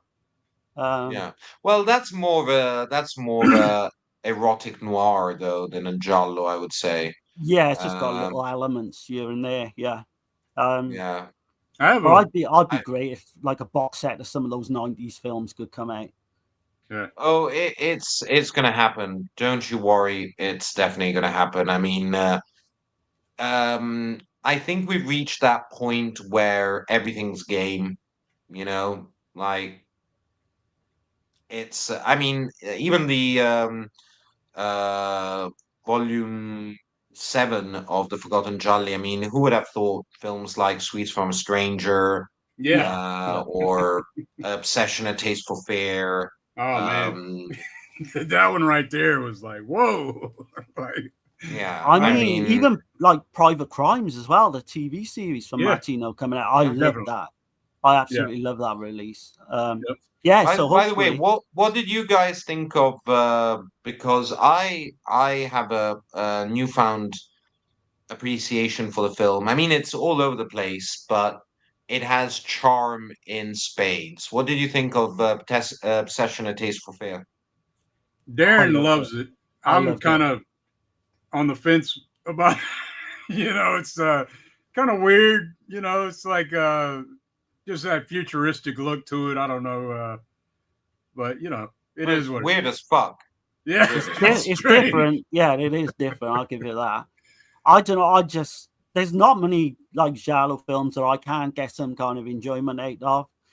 Very rarely do I, I turn off a giallo or anything like that. Yeah, But no, I enjoyed most of those sets. Like even the early ones, the Forgotten Jolly sets. There's like one standout film at least on every release. right. For me, the best release, I have the later ones, funny enough, because I just find, most of the time, 2 out of 3 of the times at least, they hit well. I like the Yeah. sleazy one, the one with the sister of Ursula too, and I'm Killer trying Escape to. Among I Us. mean, at the Yeah. end of the day, I'm trying to own every giallo Oh film yeah, made. yeah. Like that's I mean, that's if you could see under my desk here about the releases right. we've got, What are your favorite Jolly? beyond Like, anyway. yes. Favorite Jolly would be straight away would be one of these glass, Short Short Night. Nights Short of Night of Glass Glass Dolls. Dolls. Mine is the first one I saw, and that is Your Vice is the Locked Room, and Only I Have the Key. That is my favorite all time giallo. It got me into the genre just by the title alone, and I said I got to see what this is. And then once I took That that leap, I was like, I went into this damn craziness and just dove into the genre. It's became that's my favorite. It's definitely my favorite genre.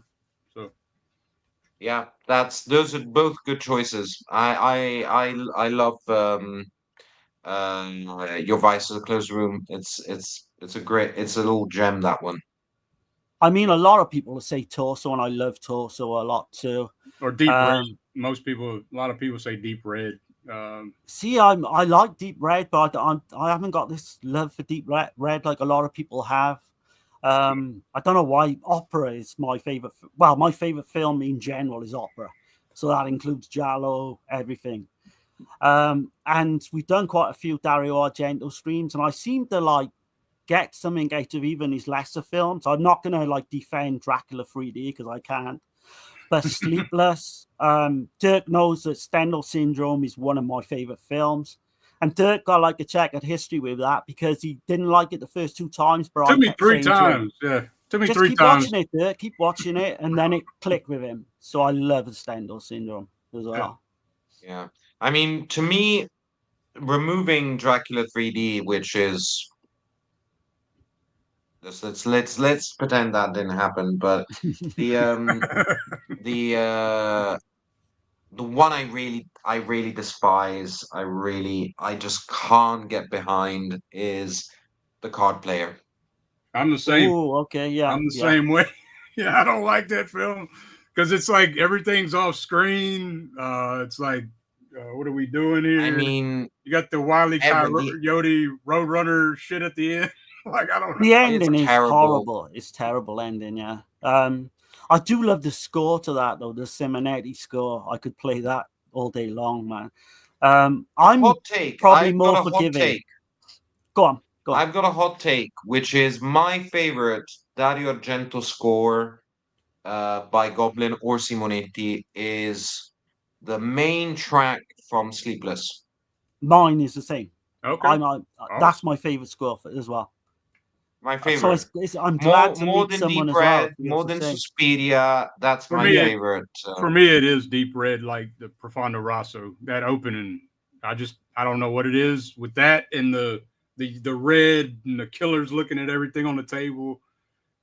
Just hits, man, and it sticks in my head like it just hasn't went away, But It's a great soundtrack. It's a great soundtrack, but there's something about that main theme from Sleepless, which is it's Oh, horror, I it's love it. epic, Yeah, it's noir, it's mysterious. I mean, it has all the ingredients. I'm a sucker for that track. yeah, man. Yeah. I like the same track to Trauma as well. The Ruby Rain song. I mean, that's one Good that song. I could play a lot as well. In terms of Argento, though, how do you feel about Dark Glasses, his last film? Did you like that one? No, I mean, if we kind of look at it with an eye of benevolence and kind of go, okay, well, it's a little bit better than his previous film, last films, then sure. I mean, it is, but it's incredibly. I don't know if it's maybe this is amplified by the fact I'm Italian, but it's so 90s.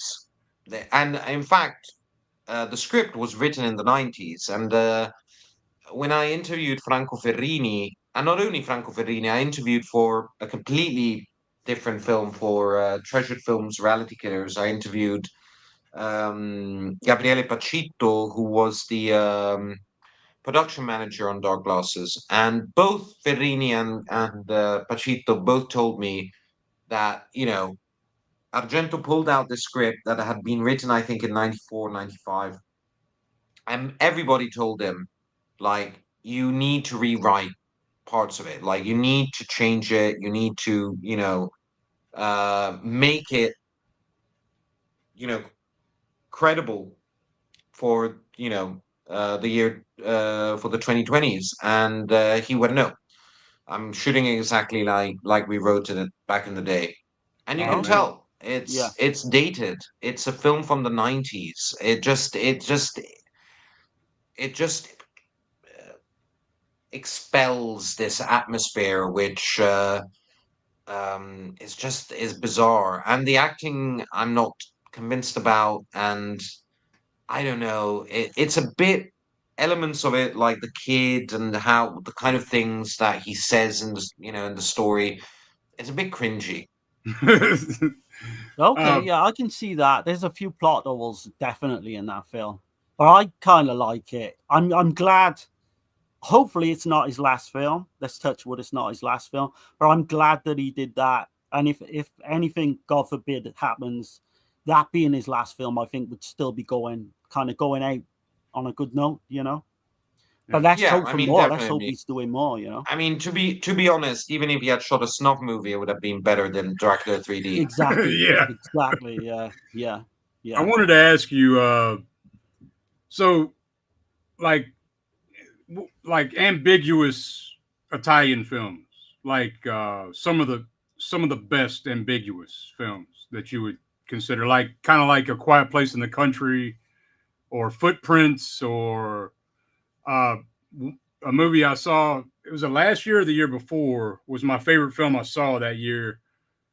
Is it Severn had put it out? What is that? That damn I know Lisa and the Devil's Closed one as Circuit. well. Is that Yeah, close to Yeah, Closed Circuit? yeah. Love that film, man. That was like my favorite film that I saw that year. I was like, There's a connection between that film and Giulio Petroni, my grandfather, because in the scene at the cinema they're showing a western yeah. by Giulio. Oh A wow. fistful. Oh, What's never. what is it called?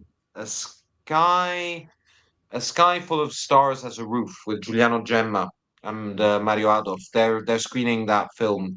So it's actually an important element within Short Circuit. Yeah, man. So Wow, those yeah, kind of didn't know that. films, Go on, Yeah.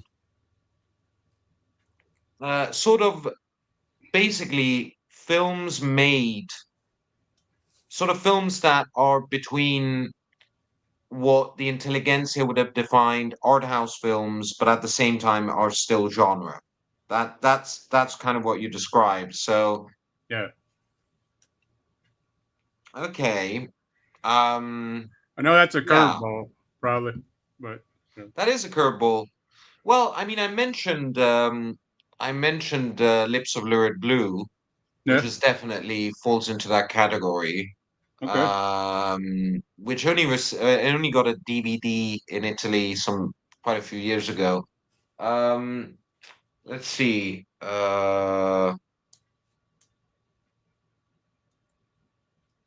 Let me see. Well, I mean, it's not a giallo per se. Uh, They don't have to be a there's a genre. Just Italian ambiguous film. Any genre. Don't matter. there's one really good one. It's called Il Mostro, The Monster. It's with Johnny Dorelli. It's directed by Luigi Zampa, and it's a really interesting. It's about a journalist that's following this string of murders, and there's a plot twist which I'm not going to reveal. And it's a really interesting film, and it has Johnny Dorelli and Sidney Rom. Another film which I think is really interesting is Goodbye and Amen by Damiano Damiani, Okay. which Okay. with Tony Musante, John Steiner, Claudia Cardinale, and really interesting sort of um, sort of spy story drama thriller. It's from, going by memory, I think it's 1978 or 79, which is great soundtrack by the De Angelis brothers. Um, Another interesting film. Um, well, speaking of Luigi Zampa, a film I kind of like is Bisturi, the White Mafia, which with Enrico Maria Salerno and Gabriele Fersetti, with a great soundtrack by Enrico Ortolani. Um, there's another film which is not a great film, but it has a great soundtrack and some really cool atmospheres by Camillo Bazzoni called Abuse of Power with Frederick Strafford and Adolfo Celli, which has it's not a great film, but it has an incredible ending. Um, and well, Hotel Fear, obviously by Francesco Barilli. Oh, I like that one. Yeah. Yeah. Yeah, we'll be Yeah. covering that one soon. Yeah. I Yeah, think that's really Francisco interesting. Borelli is such a great, like, he's one of these like unsung heroes. You know, I know you got a book coming up with Troy, Yeah. but he's in the first book, I believe, or is it the second? I might be the second book you did, Darkening the Italian Screen.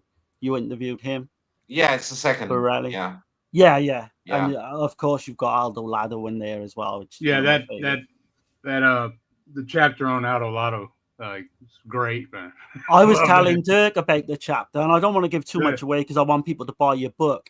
Yeah. But there's an anecdote in there about Dario Argento's Bird with the Crystal Plumage, which I found very yeah. interesting. And some of the stuff in those books, like you never see anyone like talk about, Right. you know, even in normal other interviews I've seen with different, you know, directors. So those books are like now are like a treasure trove for us, you know, doing research you. and all that Thank for you. upcoming streams. Yeah. Superb. Yeah. Do you want to Yeah. quickly mention the directors you're going to cover, or in the unsung heroes for Troy with Troy? Yeah, so we are hoping to make it a series. And so the first volume will have so Troy is covering two directors, Vittorio Salerno and Massimo Dallamano. Awesome. I'm Nice. covering one director. Oh, and actually, this to answer your question, Dirk. So the director I'm covering is Franco Rossetti. Now, he's a proper unsung hero. Like he's a major writer of westerns in the '60s. He's the pretty much the guy who is mostly responsible for the original Django. He wrote a bunch of films for Sergio Corbucci, for Ferdinando Baldi, and he directed really interesting giallo, kind of a giallo hybrid called The Rage Within The Rage in Within. Okay. 1969, which is a kind of a slow burn, but an interesting film. And it should be pointed out that it has the first it's the first color film by photographed by Vittorio Storaro. Oh wow. Okay, is that the one that's called Crimes in the Tennis Club? Yes. Yeah. I've got funny enough, I've never seen it, but I won in a competition. I won like the Italian Locada poster of that, of Fragments of Fear, like Rachel Nisbet's old podcast. So that's one I've always wanted to see. But I know we're coming up to the 2 hour mark. Are you okay to go a little bit? Don't feel pressured. Are you okay Yeah, to go a little bit No, no, longer? no. Let's do it. Let's do it. Okay. yeah. I Okay. appreciate you coming on. It's been awesome. Absolutely. Yeah, me and Dirk are like Thank you. kids in a sweet shot, talking to yourself. But we've only got, we won't keep you too much longer. We've got a few more little things we want to ask. No worries. Yep. Do you want me to go, Dirk, or you? Go ahead. Go ahead. So the Years of Lead. Can you give us, like, obviously there's crime films. Can you give us like a little mini overview of the whole movement, or the Years of Lead, what happened in Italy from 68 right through to 1980?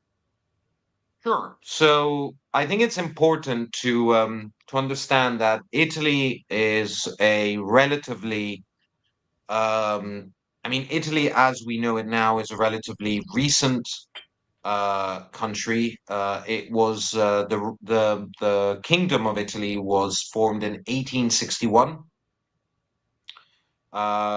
It became a republic after the 20 years of fascism. In 1946, it became a republic. Italians were asked during a referendum to basically pick if they wanted a republic or monarchy. Republic it was. It had been a monarchy since its creation. Um, and Italy is made out of different cultures in many ways. I mean, the regions of Italy are very different among each other. They Italy people a lot of the stereotypes tied to Italy are true to a certain extent. But for example, they say, okay, it's a Catholic country, which is true. However, we also had the most powerful communist party of the USSR, for example. Okay. Like in the hierarchy in the Western world, it was USSR, Italy, Cuba. So Italy was an extremely influenced by the Communist Party. Um, it um, it was a country that was given access to the Marshall Plan after the war, despite our participation in the war within the so-called axis of evil, together with Germany and Japan, simply because the Americans needed Italy for geopolitical reasons. We were next to the Iron Curtain. We were like the welcoming mat from the Mediterranean. We border with France, so it was like you know they needed us. Eventually, it what rebuilt cinema because basically the Americans rebuilt Cinecittà. Cinecittà had been created by Mussolini because we had been a very industrious country. I mean, the films were obviously of a propagandistic nature.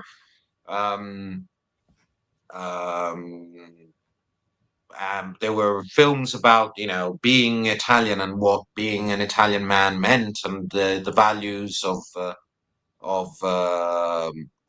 fascism and all that, and the African campaign. But from a technical point of view, it had been very industrious, and we had been very industrious even before the rise in power of Mussolini during the silent era. So the Americans rebuilt Cinecittà after the war, and kind of went, okay, we gave you this money, now we're coming to shoot our films there, which what gave way to the Hollywood on the Tiber. So so Italy is a complex country. It is Catholic, but it's also eh, there were limbs of Italy that were extremely progressive. I mean, if you look at the history of censorship in Italy when it comes to films, you could look at the United Kingdom. It was a far more censorship happy country. Oh yeah. Yeah. Yeah. Most of the films for the Right. video nasty era, for example, were Italian to begin with, Yeah. and they were Yeah. released in Italy without any problem. So Italy is it's full of contradictions. And as far as the years of lead, I mean, officially begin years of lead begin in 1968. First with the manifestations and the clashes between students and activists of the University La Sapienza in Rome.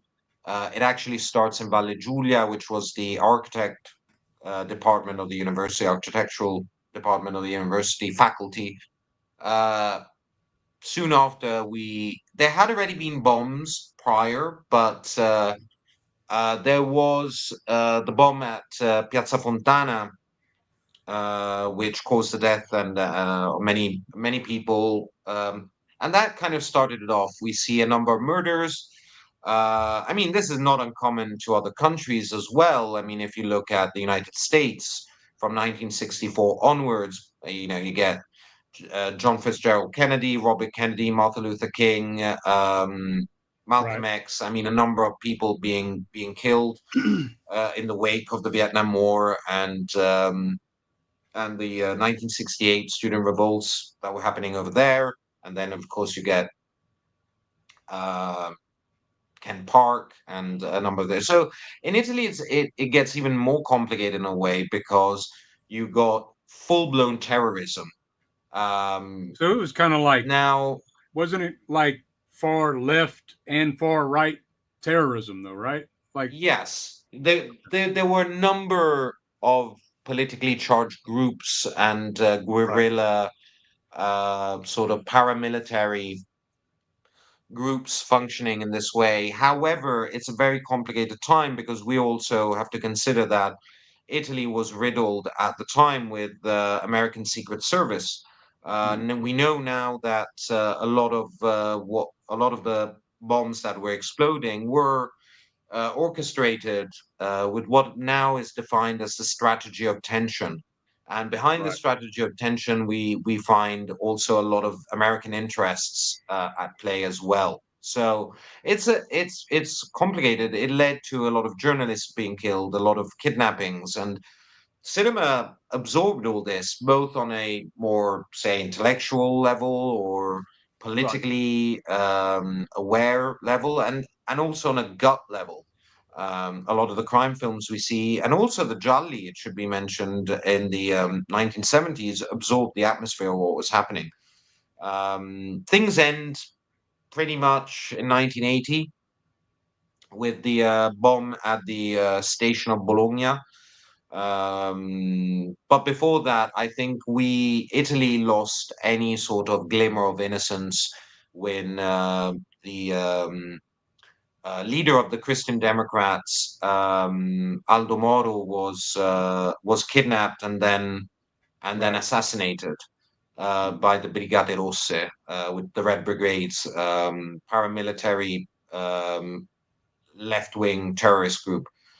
That I think was really the end of it all in many ways. And they found him in the, like, we just recently did something on the years of lead, so it's kind of fresh in my mind. I guess he was in the trunk of his car or something, right? Like, Yeah, uh, actually, I live in a quite a central area of Rome, and yeah, it was a 5 minute walk from here, oh maybe a man, 10 minute walk from here. damn it. Via delle Uh, Botteghe Oscure, next to Piazza Venezia, where the altar of the Patriots is, and where the Palazzo Venezia, Venezia Palace is, and it's where Mussolini gave his speeches when he was in power. So yeah, he was found in the yeah, as you said, the hood of the car. damn it. Okay. Crazy. Crazy. But yeah, man, this has been great. I don't want to keep you too much longer.